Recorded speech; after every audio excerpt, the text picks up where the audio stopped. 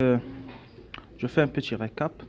Euh, qui dit glucocorticoïde, c'est la baisse des cellules, nombre de cellules euh, qui sont responsables de la minéralisation, bien le passage d'une matrice extracellulaire appelée ostéoïde vers un tissu proprement dit.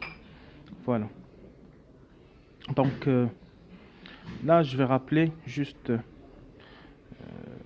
que les corticoïdes vont intervenir également dans le processus ou bien le mécanisme d'absorption du calcium. Donc on va avoir une baisse de l'absorption intestinale, donc les transporteurs du calcium.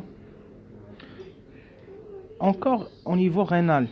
Donc au niveau rénal, au niveau des tubules rénaux, il y a des mécanismes de réabsorption de calcium. Normalement, l'excès de calcium, il est stocké ou bien il passe dans les urines. Mais là, il y a des pertes urinaires de calcium. Normalement, il y a une part de calcium qui doit être récupérée dans la voie sanguine. Après, on va avoir une calciurie, ça veut dire du calcium au niveau des urines. Ça, c'est très dangereux. Donc, on va avoir des pertes continues de calcium, ce qui va induire, bien sûr, une hypocalcémie.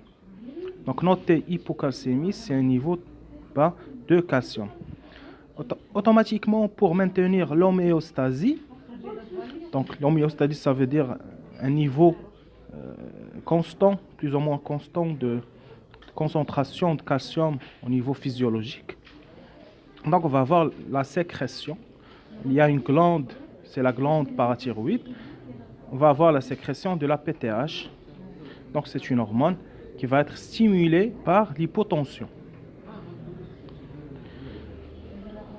Donc, si le phénomène va persister dans le temps, on va avoir une pathologie secondaire qui va apparaître. C'est le parathyroïdisme secondaire dû à cette perte de calcium. Donc, le parathyroïdisme secondaire, c'est dû à des pertes de calcium suite à la prise de corticoïdes.